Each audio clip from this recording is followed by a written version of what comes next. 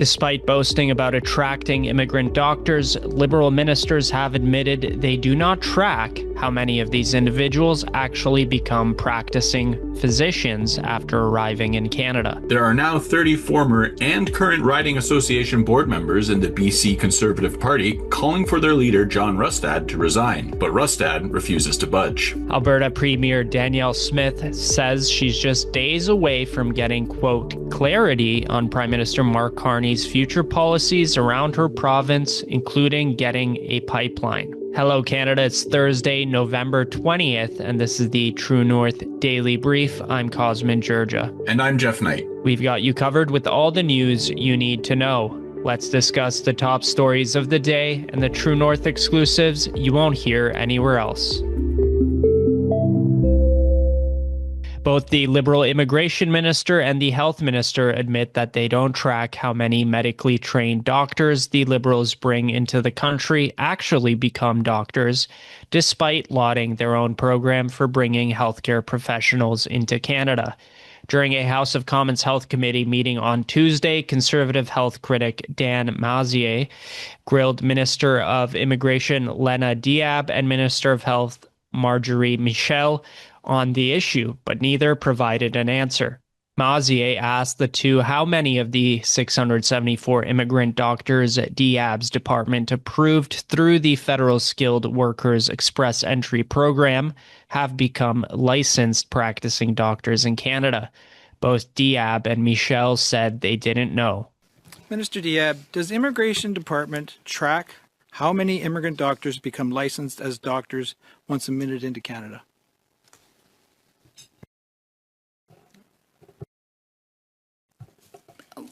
No, I don't believe that is an IRCC function. Again, it's the licensing bodies as well as the hospitals that are employing them or the medical institutions. So does the Immigration Department know how many doctors are driving taxis instead of working in hospitals? Let me give you a fulsome answer. Ms. Soyoung, please. Ms. Park. Just answer the question. Do they know how many? Despite this, Diab said in her opening remarks that immigration plays a, quote, vital role in bringing skilled professionals into the healthcare system and, quote, strengthening care for Canadians. When asked whether the immigration minister considers Canada's healthcare capacity when setting immigration targets, Diab said her department works with provincial and territorial governments, quote, with respect to that. She said, quote, everything is considered before the federal government sets immigration targets. When asked about the department's analysis of sustainable levels of immigration for Canada's healthcare system, Diab laughed and said it wasn't a, quote, fair question for immigration. How many more patients can our healthcare system handle this year, according to your department's analysis? Oh, that's not a fair question for immigration.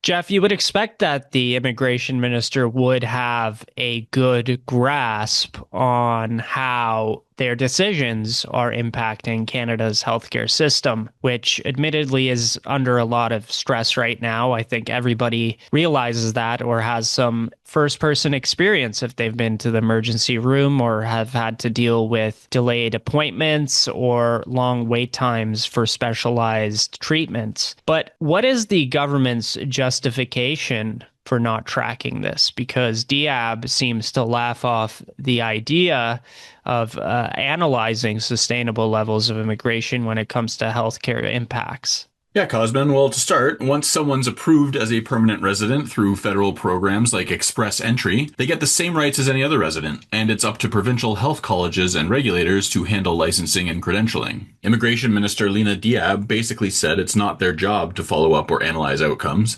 It's a hands-off approach after the visa stamp, even though they tout the program as a big win for healthcare staffing. And yeah, the issue's brutal. Over 13,000 internationally trained physicians are stuck in Canada, unable to work because of red tape and credential barriers, while 6.5 million Canadians, like 1 in 5 Canadians, don't have a family doctor. And this is all according to the Canada Health Association and experts like Dr. Therese Bichet from Internationally Trained Physicians of Canada. And that's on top of shortages like 23,000 general practitioners and 60,000 registered nurses. Groups like the Royal College of Physicians and Surgeons College of Family Physicians, and Canadian Anesthesiologists Society have testified that the feds never consulted them on how high immigration targets, 395,000 permanent residents and 673,000 non-permanent ones this year alone, are slamming the healthcare system, leaving no room to absorb all these pros. It's even worse with retention. A new Leaky Bucket 2025 report from the Institute for Canadian Citizenship found 35% of immigrant healthcare workers bail within 5 years, often heading to places like the US or the UK, where licensing is smoother, thanks to our endless barriers and training limits.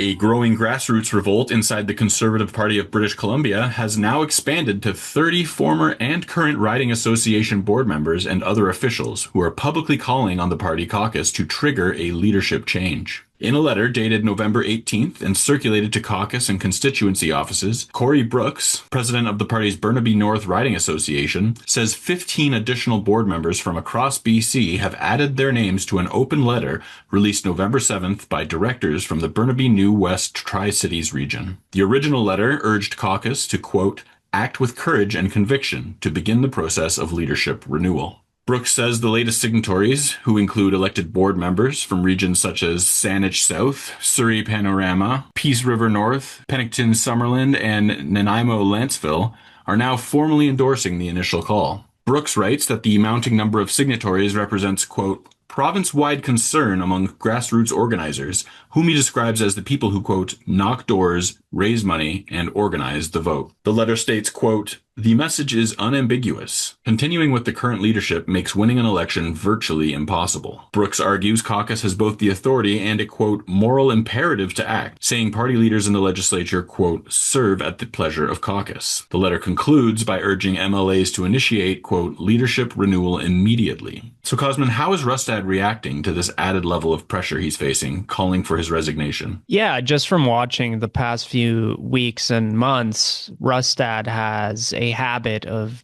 just doubling down. And it's quite remarkable how much the BC Conservative leader has decided to bunker up, because if it were any other province or provincial Conservative party at this point, I think there would be a leadership underway. Even just Tuesday night, the BC Conservative caucus held its caucus meeting, and that ran actually, I think, until around 11 at night. They went in around 7 p.m. Pacific time, and they came out around 11. And from reports, it seems that things really blew up, and certain MLAs spoke their mind about Rustad's leadership, and it got really heated. Now, Rustad has not stepped down. He hasn't even commented on that caucus meeting, as far as I know. His own MLAs who remain loyal to him have thwarted attempts to hold a secret ballot on Rustad's leadership, which would give some clarity on where all the MLAs stand, but that hasn't happened. So he's coming under serious pressure from his own MLAs, on top of party members, grassroots party members, who aren't happy with his leadership, aren't happy with where the party is at right now, both in terms of fundraising, in terms of how they're doing in the polls, and in terms of how Rustad has responded to this criticism. It tends to lean towards accusations. So in the past, he's went on CBC and he's essentially accused his own MLAs of not believing in democracy. Those MLAs that want to see him gone apparently don't believe in democracy, if you were to believe John Rustad. But at the same time, he's blocking the caucus, his own caucus, from actually holding a vote on his leadership, which is a democratic procedure. So he's lecturing people about democracy on the one hand, saying his opponents are anti-democratic, while denying them the very process that would let them exercise their own democratic will. And this is just boiling over in terms of frustration for the party's grassroots too. As you pointed out, these board members and organizers are watching all this happen, essentially powerless to do anything about it. And they're resorting to letters and signing on their names to these initiatives, openly calling for a leadership change. Now, that's up to caucus to initiate any further pressure, which is being thwarted, or at least there isn't enough organized effort from the caucus side to really push that issue, at least at this point. But the message from the ground in the party seems to be clear. If Rustad doesn't allow a democratic process and for a new leader to be selected, they're saying it's hard to see how the party can move forward or be competitive in the next election. Ottawa and Alberta are on the verge of sealing a major energy deal that could finally pave the way for a crucial oil pipeline to British Columbia's northwest coast, according to a Globe and Mail report. The Memorandum of Understanding would represent the most significant federal-provincial breakthrough on market access in years, and federal officials are optimistic an announcement could come within days. The Globe reports that the framework includes a new pipeline route to the BC coast, possible exemptions to the region's tanker ban, adjustments to industrial carbon pricing to accelerate carbon capture development, and changes to the federal emission cap. Privy Council Clerk Michael Sabia and senior federal officials are reportedly guiding the negotiations. Speaking at a press conference at the Alberta Legislature on Monday, Premier Danielle Smith responded to questions about Prime Minister Mark Carney missing her previously set deadline of eliminating the, quote, 9 bad laws and putting a pipeline on the major projects list. She told reporters, quote, "We are working on an MOU that deals with comprehensively the issue of getting more bitumen to Asian markets, the Pathways Project, and our joint support of that, as well as the 9 bad laws that are impairing our investment climate." The Globe reports the envisioned pipeline would require private sector proponent, environmental approvals, and support from coastal First Nations. It remains unclear whether the British Columbia government would need to formally approve the MOU. On Monday, Smith said she expected clarity, quote, in a matter of days, aligning with the timeline described to the Globe and Mail by federal insiders.